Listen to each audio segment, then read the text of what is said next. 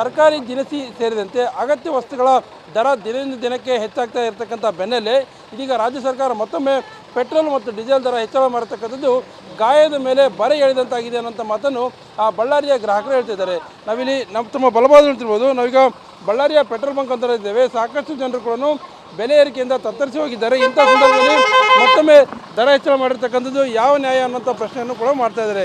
ಈಗಾಗಲೇ ಹೇಳಿದಂತೆ ಸರ್ಕಾರ ಸಾಕಷ್ಟು ಯೋಜನೆಗಳನ್ನು ಕೊಡ್ತಾ ಇದೆ. ಎಲ್ಲರಿಗೂ ಕೂಡ ವಿವಿಧ ಯೋಜನೆಗಳಿಂದ ಲಾಭಗಳನ್ನು ಆಗ್ತಾ ಇದೆ. ಆದರೆ ಆ ಲಾಭದ ಹಣವನ್ನು ಮತ್ತೊಮ್ಮೆ ಗ್ರಾಹಕರ ಮೂಲಕ ತೆಗೆದುಕೊಂಡು ಹೋಗ್ತಾ ಇರ್ತಕ್ಕಂಥದ್ದು ಎಷ್ಟರ ಮಟ್ಟಿಗೆ ಸರಿ ಅನ್ನೋಂಥ ಪ್ರಶ್ನೆಯನ್ನು ಕೂಡ ಇಲ್ಲಿರ್ತಕ್ಕಂಥ ಗ್ರಾಹಕರು ಮಾಡ್ತಾ ಇದ್ದಾರೆ. ಯಾಕಂದರೆ ಪೆಟ್ರೋಲ್ ಮತ್ತು ಡೀಸೆಲ್ ಮೇಲೆ ಅವಲಂಬನೆ ಇರತಕ್ಕಂಥ ಎಲ್ಲ ವಸ್ತುಗಳ ದರ ಕೂಡ ಈಗ ಏರಿಕೆ ಆಗ್ತದೆ. ಯಾಕಂದರೆ ಪೆಟ್ರೋಲ್ ಮತ್ತು ಡೀಸೆಲ್ ದರ ಏರಿಕೆ ಆದಾಗ ಟ್ರಾನ್ಸ್ಪೋರ್ಟೇಷನ್ ಆಟೋಮೆಟಿಕ್ ಆಗಿ ದರ ಜಾಸ್ತಿ ಆಗ್ತದೆ. ಇದರಿಂದ ದಿನಬಳಕೆ ವಸ್ತುಗಳ ಎಲ್ಲವೂ ಕೂಡ ದರ ಹೆಚ್ಚಳ ಆಗ್ತದೆ. ಈಗಾಗಲೇ ಬಳ್ಳಾರಿಯಲ್ಲಿ ಏನು ಸರಿಸುಮಾರಾಗಿ 3 ರಿಂದ 3.5 ರೂಪಾಯಿ, ಅಂದರೆ ಪೆಟ್ರೋಲ್ 3 ರೂಪಾಯಿ ಮತ್ತು ಡೀಸೆಲ್ 3.5 ರೂಪಾಯಿ ಜಾಸ್ತಿ ಆಗಿದೆ. ಹೀಗಾಗಿ ಪ್ರತಿಯೊಬ್ಬರು ಕೂಡ ಇದರಿಂದ ತತ್ತರಿಸಿ ಹೋಗ್ತಾರೆ ಅನ್ನೋಂಥ ಮಾತನ್ನು ಕೂಡ ಇರತಕ್ಕಂಥ ಗ್ರಾಹಕರು ಹೇಳ್ತಿದ್ದಾರೆ. ಇನ್ನು ಗ್ರಾಹಕರ ಜೊತೆ ಅವ್ರನ್ನೇ ಕೇಳಬನ್ನಿ. ಸರ್, ರೇಟ್ ಜಾಸ್ತಿ ಇದೆ, ಏನು ಹೇಳ್ತಾರೆ ಸರ್? ಭಾಳ ತೊಂದರೆ ಆಗ್ತದೆ ಸರ್. ಆಮೇಲೆ ಎಲ್ಲ ಡೀಸೆಲ್ ರೇಟು, ಪೆಟ್ರೋಲ್ ಎಲ್ಲ ಜಾಸ್ತಿ ಆಗಿದೆ ಸರ್. ನೆಕ್ಸ್ಟ್ ಗ್ಯಾಸ್ ರೇಟ್ ಏನು ಜಾಸ್ತಿ ಆಗ್ಬೋದಾ ಕಡಿಮೆ ಆಗ್ಬೋದಾ ಹಂಗೆ ಸರ್? ಏನು ಹೇಳ್ತಾರೆ ಸರ್ ಸರ್ಕಾರಕ್ಕೆ? ಇದ್ರ ಬಗ್ಗೆ ಅವರು ಸರ್ಕಾರ ಗಮನ ಕೊಡಬೇಕು ಸರ್. ಭಾರಿ ತೊಂದರೆ ಆಗ್ತದೆ ಸರ್. ಮಧ್ಯಂತರ ಮನುಷ್ಯರಿಗೆ ಭಾರಿ ತೊಂದರೆ ಆಗ್ತದೆ ಸರ್. ಏನು ಹೇಳ್ತೀರಾ ಸರ್? ರೇಟ್ ಜಾಸ್ತಿ ಮಾಡ್ತಾರೆ. ರೇಟ್ ಜನಸಾಮಾನ್ಯರಿಗೆ ತೊಂದರೆ ಆಗುತ್ತೆ. ಗೂಡ್ಸ್ ವಾಹನಗಳಿಗೆಲ್ಲ ರೇಟ್ ಜಾಸ್ತಿ ಆಗುತ್ತೆ. ಹಂಗಾಗಿ ಸಾಮಾನ್ಯ ಮನುಷ್ಯರಿಗೆಲ್ಲ ಭಾಳ ತೊಂದರೆ ಆಗುತ್ತೆ ಈ ರೇಟ್ ಆಗಿರೋದ್ರಿಂದ. ಪೆಟ್ರೋಲ್ 3 ರೂಪಾಯಿ, ಡೀಸೆಲ್ 3 ರೂಪಾಯಿ ರೇಟ್ ಜಾಸ್ತಿ ಆಗಿರೋದ್ರಿಂದ ಸಾಮಾನ್ಯ ಜನಗಳಿಗೆಲ್ಲ ಭಾರಿ ತೊಂದರೆಗಳಾಗುತ್ತೆ. ಈಗ ಪೆಟ್ರೋಲ್ ಮತ್ತು ಡೀಸೆಲ್ ದರ ರೇಟ್ ಜಾಸ್ತಿ ಮಾಡಿದರೆ ಸರ್ಕಾರನ ಯಾರು ಕೇಳಂಗಿಲ್ಲ. ಪೆಟ್ರೋಲ್ ಹಾಕ್ತಿರ್ತಿಲ್ಲ, ನಿಮ್ಮನ್ನು ಬಂದು ಕೇಳ್ತಾರೆ. ನೀವೇನು ಹೇಳ್ತೀರಿ ಸರ್?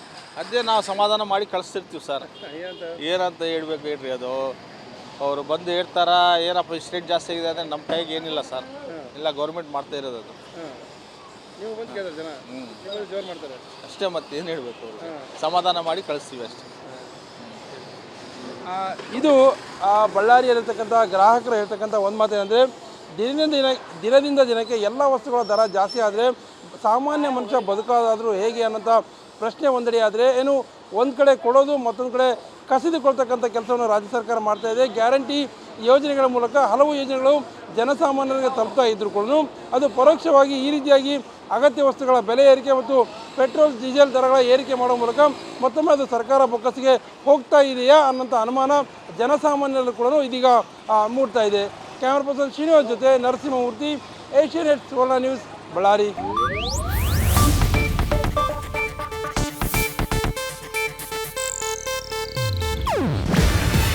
ಇದು ಏಷ್ಯಾನೆಟ್ ನ್ಯೂಸ್ ನೆಟ್ವರ್ಕ್ ಪ್ರಸ್ತುತಿ. ನೀವು ನೋಡ್ತಿದ್ದೀರಾ ಏಷ್ಯಾನೆಟ್ ಸುವರ್ಣ ನ್ಯೂಸ್.